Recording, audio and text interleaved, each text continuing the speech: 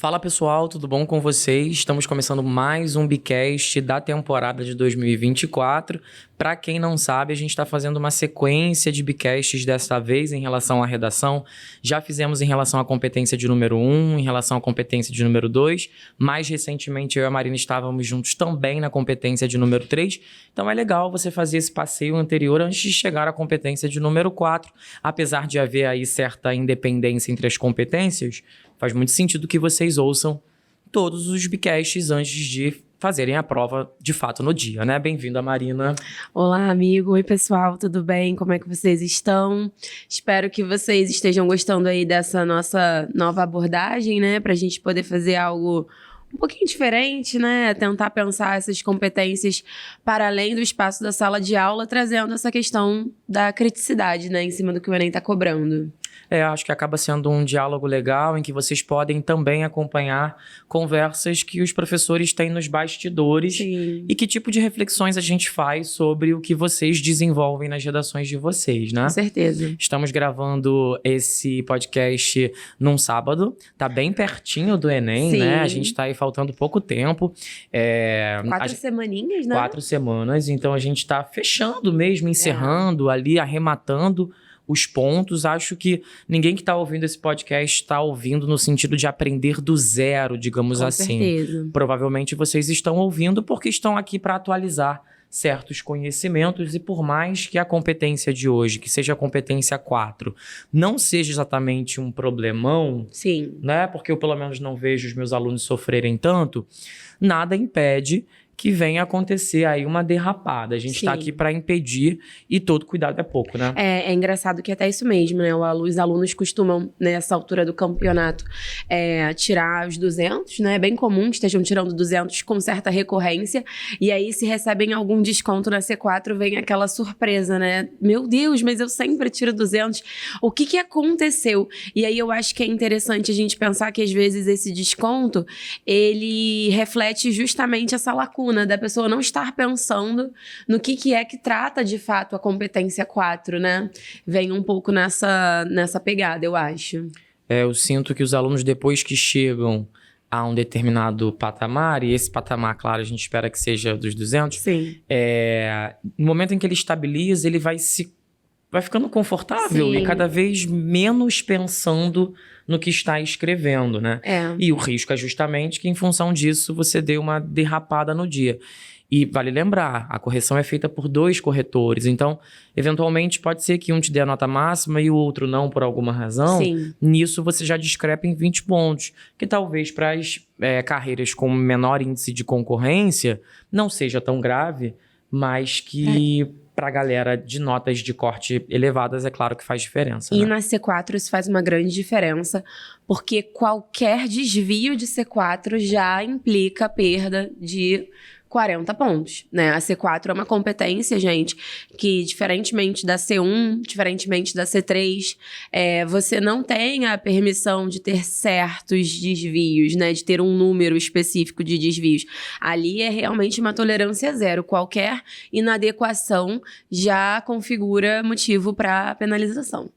Portanto, o corretor não está sendo perverso com você não tá. no momento em que ele te desconta porque você colocou um conectivo e aquele conectivo não exerce a função que deveria. Na verdade, o corretor do AZ está fazendo exatamente o que devia estar fazendo. A função dele, né? Exatamente. Descontar. Pode parecer que a gente está sendo até mais punitivo do que o próprio Enem faria, mas não, estamos seguindo a cartilha à risca, né? Sim. Então, só para resumir aí, para se alguém caiu de paraquedas, né? C4. C4, coesão e periodização.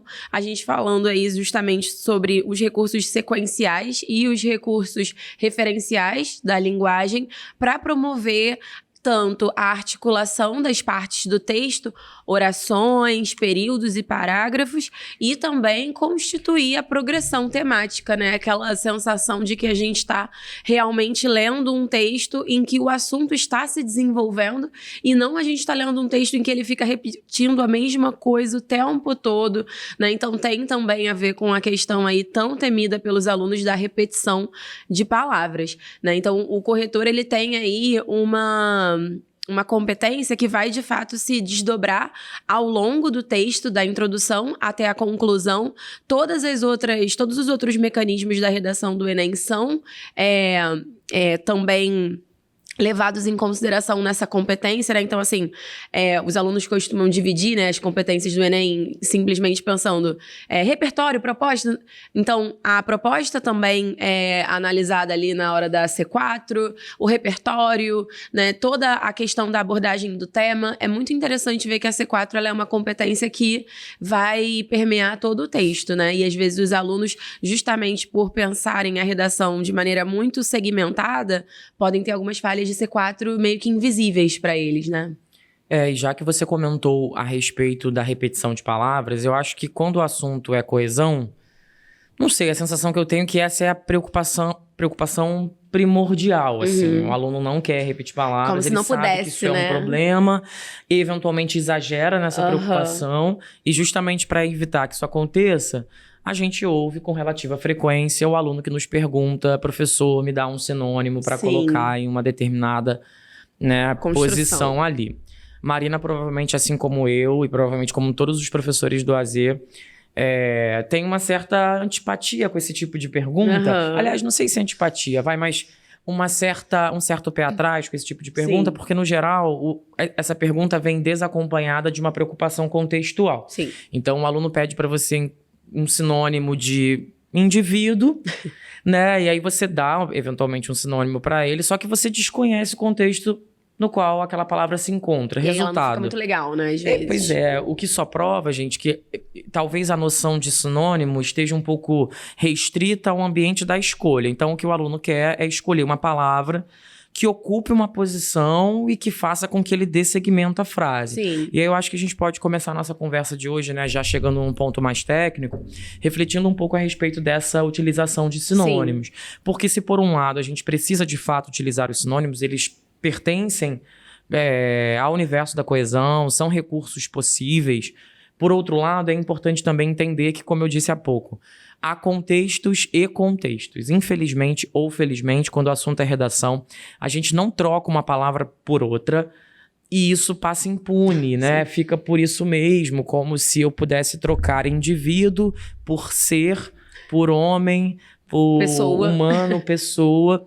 Provavelmente, se você jogar essas palavras no Google, o Google te identificará que essas palavras são sinônimas, porque de fato são. Mas cada uma delas parece vir carregado com um DNA muito próprio. Sim. De modo que, em alguns contextos, talvez indivíduo faça muito mais sentido e pessoa não cale tão bem assim. Então, acho que o aluno tem que começar a atentar a essa preocupação e, ao mesmo tempo, medir melhor essa loucura que é... Eu digo loucura no sentido de que não precisa haver tamanha preocupação com a repetição. Sim. Porque, assim, é claro, não devemos repetir de uma maneira excessiva. Mas a repetição faz parte do processo, natural, né? É muito difícil, gente, você escrever 30 linhas sobre um determinado tema e ter a crença de que não vai haver repetição alguma de palavra.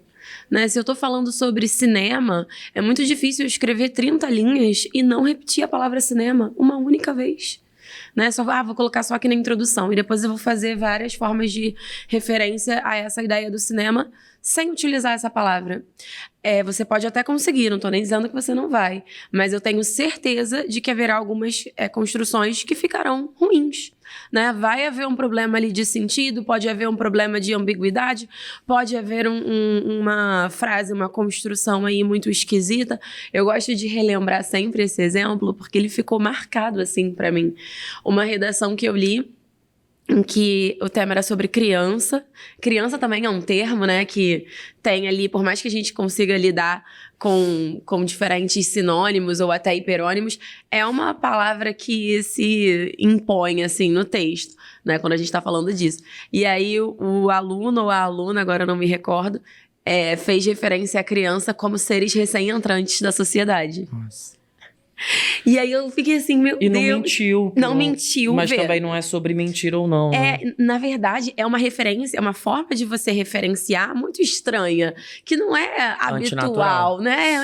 Sim, as crianças são os seres recém-entrantes da sociedade, mas essa não é a principal característica delas. Elas não são, inclusive, reconhecidas por isso. E essa é uma construção sintática muito estranha também. Né? Então, quando a gente pensa em fazer referência, a gente está lidando, na verdade, com muitas noções, né? A noção de o meu interlocutor, ele vai reconhecer isso que eu quero dizer? De fato, isso é um símbolo, né? Essa construção gramatical, de fato, faz sentido, né? Eu tô, na verdade, escrevendo mais palavras, porque também isso é algo que é muito recorrente, né? O aluno, para evitar a repetição de palavras, ele, na verdade, emprega mais palavras. E aí a gente começa a ter problemas que só surgem porque você não quer repetir um único termo. Então, assim, é bem importante a gente pensar que não é como se a redação do Enem fosse a inimiga da repetição. Né? Assim, nossa, não pode haver repetição alguma. Na verdade, o que o corretor da C4 está avaliando é a sua habilidade, o seu domínio com relação aos recursos já existentes na língua para você se comunicar de maneira eficiente. Esse é o objetivo, né? Pois é, imagina um aluno que escreveu sobre cinema, como você disse há pouco, e colocou apenas uma vez a palavra cinema. Isso pode ser, inclusive, um risco. Um risco para a abordagem do tema. Não é? Como Sim. é que você poderia escrever uma redação inteira sobre pirataria e apenas Uma momento apareceu a palavra pirataria? Não que você esteja tangenciando propriamente dito. Você pode ter encontrado muitos outros recursos que deram conta de fazer o que você queria fazer. Agora... Mas é preocupante também, É preocupante, até porque o corretor pode ficar um pouco com essa sensação. De que você não falou do tema, né? Porque essa é a ideia da progressão temática, né? De você, de fato, falar do tema. E aí é interessante a gente ver que, às vezes, o aluno tá querendo evitar a repetição de palavra e isso tá aproximando ele de uma fuga do tema. Pois é. Porque ele não quer repetir aquele termo que é o tema, que é importante, que deve ser reforçado, que deve ser trabalhado, né? Então, quando a gente pensa a coesão de uma forma muito mecânica e muito acrítica, a gente acaba perdendo o foco de que, na verdade, é um recurso linguístico com a intenção única de comunicação. E a gente está, na verdade, complicando a comunicação, Exato. né? Complicando o sentido do texto. Simplesmente porque eu não quero repetir criança, né? Ou cinema. Acho que você toca num ponto fundamental, né? Que resume tudo, que é você dizer... A gente quer se comunicar.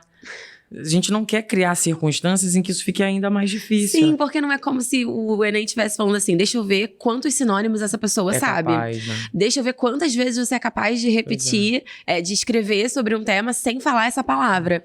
Não é um jogo, gente. Não é um jogo, uma dinâmica. Né? Imagina, eu quero saber que horas são, mas não quero dizer que horas são. Eu posso dizer... Seus ponteiros estão indicando em quais números do seu relógio? Você vai...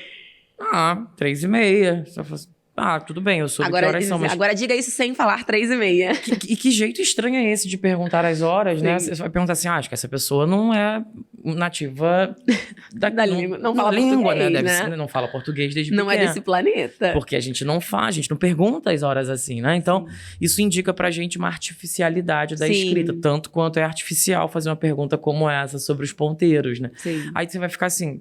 Caramba, que isso? Coisa estranha. E isso é muito engraçado de a gente pensar, né? Porque, assim, eu sinto muito isso, que ao longo dos anos, quanto mais as competências do Enem se fazem conhecidas, a gente perde um pouco justamente essa ideia de que estamos escrevendo um texto.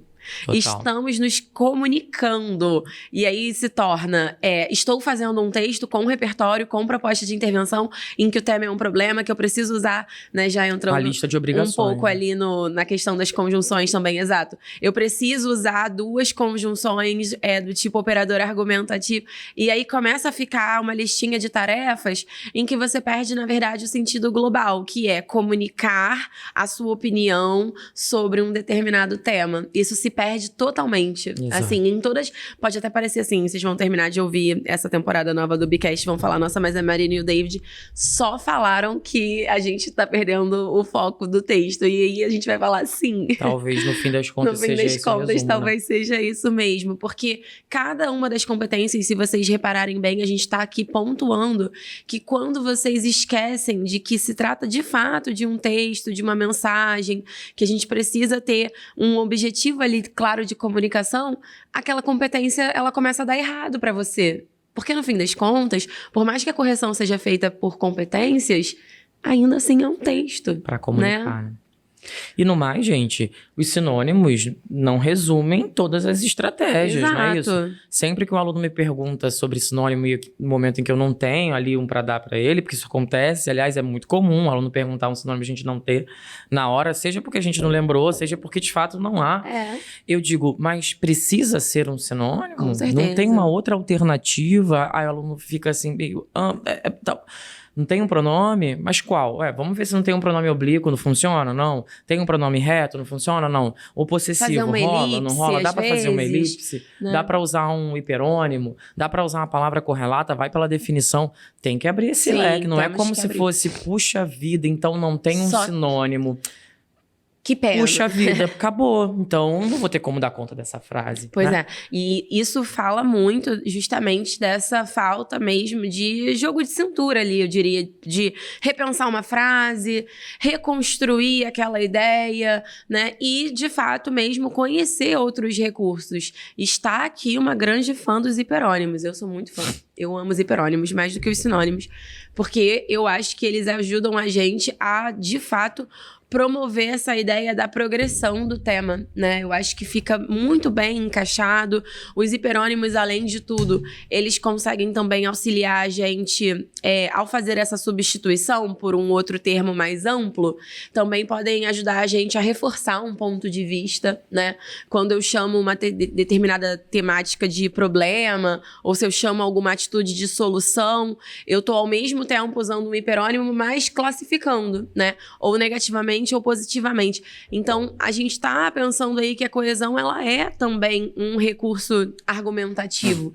E, principalmente, quando o aluno não tem essa percepção, é que a gente encontra esses dois polos aí. Ou o texto super repetitivo, em que ele não se dá o trabalho de fato, variar no uso das palavras, ou aquele texto que chega a ficar truncado, porque ele faz tantas substituições estranhas que eu até me esqueço, às vezes, qual é o tema, qual é a discussão que está sendo feita, né? Avançando um pouquinho a nossa conversa, agora deixando os sinônimos de lado e conversando um pouquinho sobre os conectivos, que de certa maneira já estão presentes na nossa fala, eu acho que o recado é muito parecido. Sim. Né? E deve ser ainda mais relevante para nós, porque como a gente começou a nossa conversa, o deslize em um conectivo já resulta num desconto de 40 pontos. O mesmo que a gente vem observando nos sinônimos, que muitas vezes são utilizados sem uma atenção contextual, para os conectivos, acho que não funciona diferente. Sim. Né? Alunos que têm usado conectivos ou que pegam de um professor no TikTok, que deu uma caveirona lá semi-pronta, ou ele utiliza conectivos que remontam ao século 18, porque parece... Não obstante. Né, um Machado de Assis e tal. Desnecessário, soa pedante, soa anacrônico até. E fica muito incoerente com o restante do texto, né? Muito incoerente. Um outro sim. Não que você vai ser descontado, tá? Mas assim, um outro sim e logo em seguida... um erro de vírgula, um erro de crase, uma construção informal. O texto fica meio Frankenstein, sabe? Você fica assim, meu Deus, quantas pessoas escreveram essa redação? Pois né? Parecem várias, parece porque fragmentado, há nela né? vários Fragmentado. distintos, né? E suas 27 personalidades. Então, assim, quando a gente pensa na questão dos mecanismos sequenciais, né? Das conjunções, mais especificamente, é muito importante que a gente não transforme as conjunções naquele recurso estático do nosso texto. Como se fosse assim, bom, quando eu acabo de usar o meu repertório da introdução, eu já sei que eu vou colocar o nesse sentido. Isso não acontece muito. Ai, olha, Marina, no segundo período da minha introdução, eu sempre começo com sendo assim.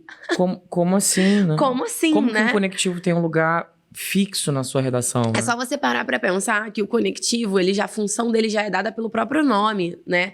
Ele conecta duas partes. Se a cada redação você tá escrevendo sobre um tema e utilizando uma referência, enfim, e apresentando uma nova frase, tema, uma nova discussão, é impossível que você consiga definir que sempre o segundo período da introdução vai começar com um conectivo conclusivo.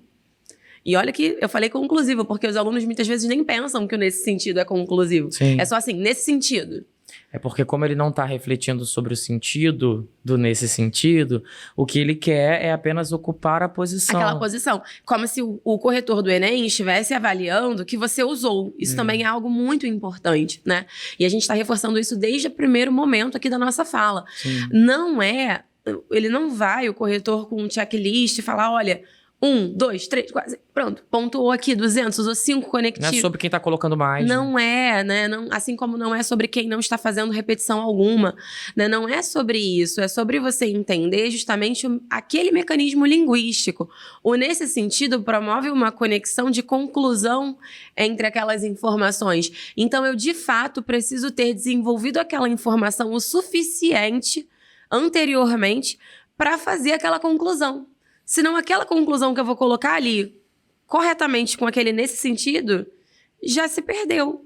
Porque não houve informação suficiente, clara o suficiente, explicada o suficiente, coerente, pertinente o suficiente, para que você faça aquela conclusão ali naquele momento, né? Outros pontos também que me chamam a atenção é quando os alunos vão fazer a conexão de repertórios, né? A explicação de repertórios no desenvolvimento.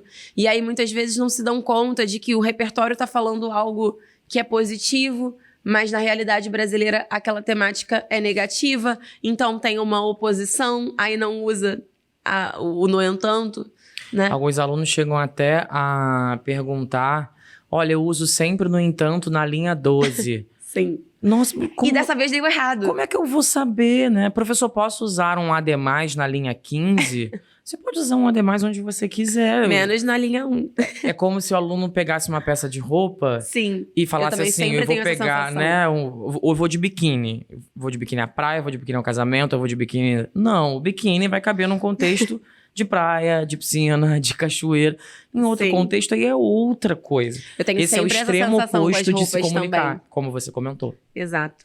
Eu tenho muito essa sensação das roupas, assim, pra mim a coesão, ela é muito essa competência do aluno cismar, tipo assim, não, mas eu vou de casaco. Tá super quente, tá 40 graus. Não, mas eu vou de casaco. Eu sempre vou de casaco. É essa sensação. Mas não né? devia, né? Porque você deveria estar adequado ao contexto, ao tempo, ao seu humor, Só né? que isso exige mais trabalho. Isso exige conhecimento. Sim, porque você vai ter que abrir o armário, olhar pra toda aquela roupa e pensar, puxa vida, eu tenho que combinar essa com essa daqui. Que no fim das contas é o próprio aluno que vai ter que mobilizar os seus conhecimentos. Espera aí, aqui tem o quê? Tem uma concessão?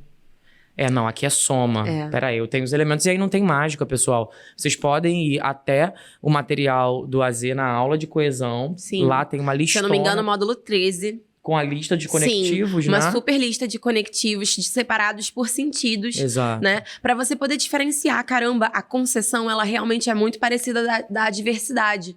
Mas elas têm sentidos diferentes. Quando eu coloco um conectivo de concessão, essa informação, ela acaba sendo a informação menos importante. Quando eu coloco um conectivo de adversidade, essa informação associada ao conectivo ganha o peso. Isso muda, inclusive, a sua lógica argumentativa. É por isso que a gente até ia comentar antes de chegar a finalizar os nossos raciocínios aqui sobre essa pertinência entre a C3 e a C4, né? Coerência e coesão são noções que se complementam profundamente. Se eu não penso no sentido dos conectivos, eu posso acabar criando uma frase que vai contrariar o meu pensamento inicial, a minha posição inicial, principalmente quando a gente está lidando com concessão e adversidade. né? Resultado, desconto na C3. Desconto na C3. E aí você fala assim, pô, Marina, aí vem exatamente essa a insatisfação do aluno. Mas eu sempre boto esse conectivo aqui e sempre deu certo e agora esse corretor me tirou. Sim. E aí eu falo assim, bom, alguma hora isso ia acontecer. Tudo certo. E tá tudo certo. Assim alguma mesmo hora, que acontece. né? Alguma hora isso tinha que acontecer, porque não dá pra gente achar que as conjunções, elas têm um espaço demarcado específico na nossa redação, independentemente do tema. A única que a gente poderia chegar a fazer uma possível afirmação como essa seria o portanto na conclusão. A única. A única certeza. Com algum nível de estabilidade. Com algum nível de estabilidade bom, de fato eu uso portanto na conclusão. Ainda bem. assim, isso reflete o quê? Quase nada do seu texto. Exato. Né? Então, assim, é muito importante que a gente comece a ter esse olhar mais disposto. Eu acho que é uma questão de disposição mesmo.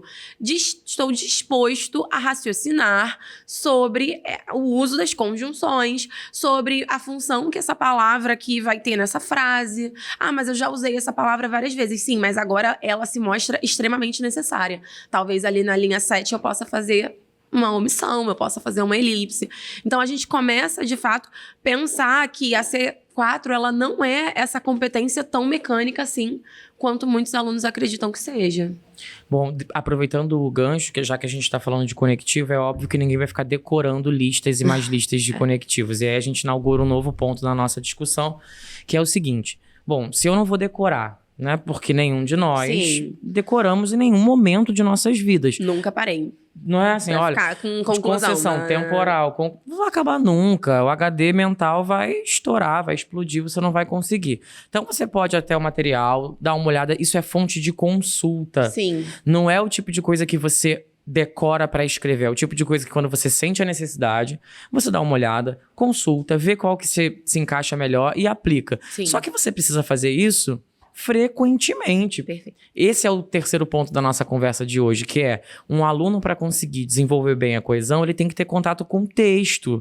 Ele tem que estar na interface do texto. Ele tem que estar lendo, ele tem que estar vendo, ele tem que ver a língua funcionar. Sim. Então ele tem que escrever quando o professor está escrevendo no quadro, ele tem que estar escrevendo também, ele tem que estar entendendo as construções, seja na legenda do Instagram, que ele faz uma leitura rápida, seja em textos mais longos, tem que ter contato com textos, Sim. porque isso vai... É clichê, mas é verdade. Vai ampliando o teu repertório de recursos. Porque, do contrário, você não vai saber mesmo que o embora é uma concessão, que indica uma relação X, Y, Z.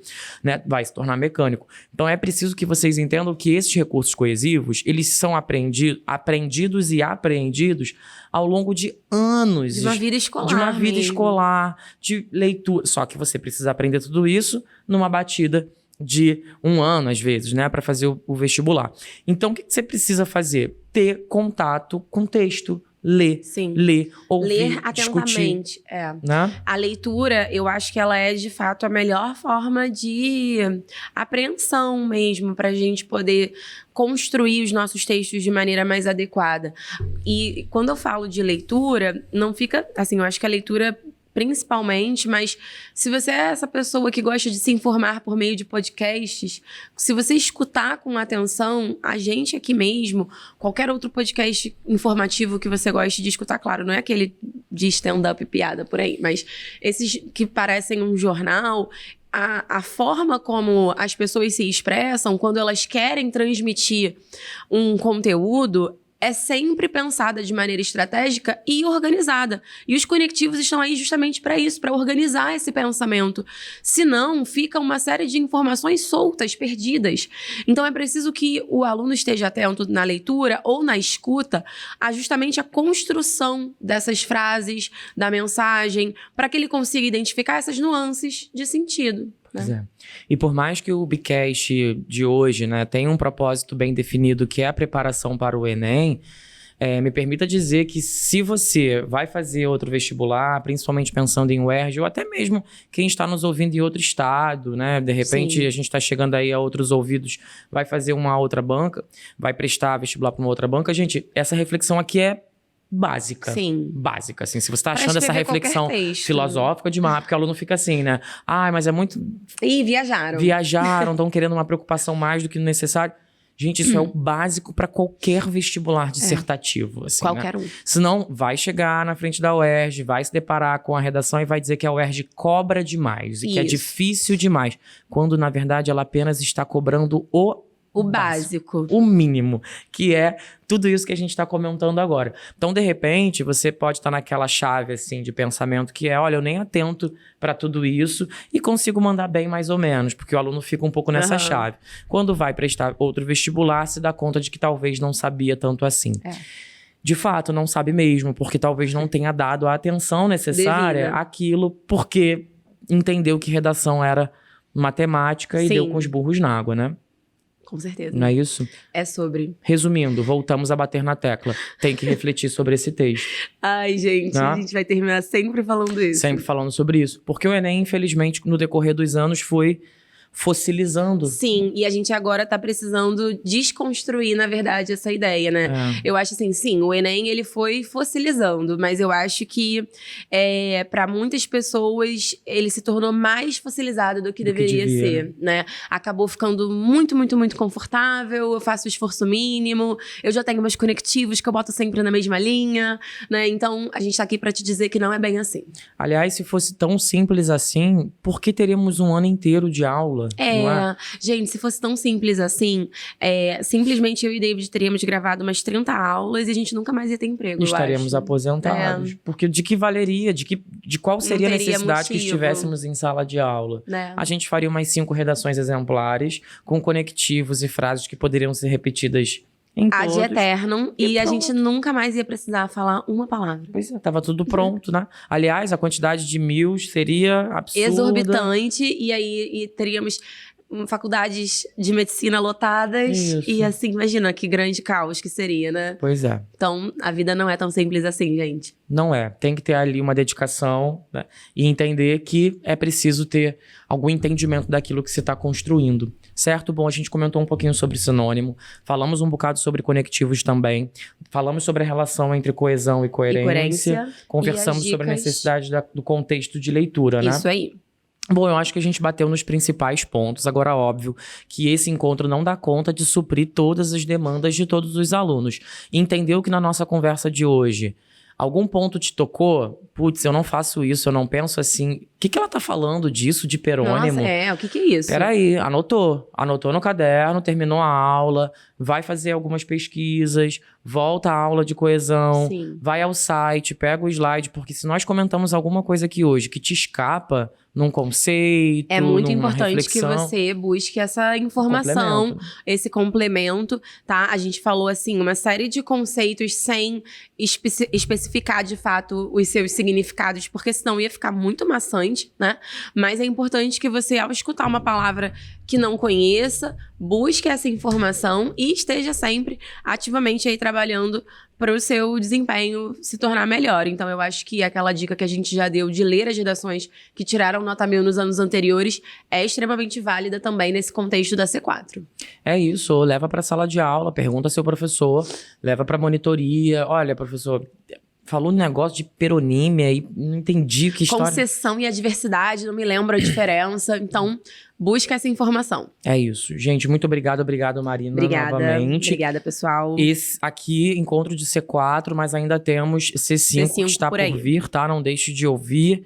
Curte a gente, compartilha também. Compartilha com aquele amigo que você sabe que tá para ouvir, que tá precisando ouvir essas reflexões.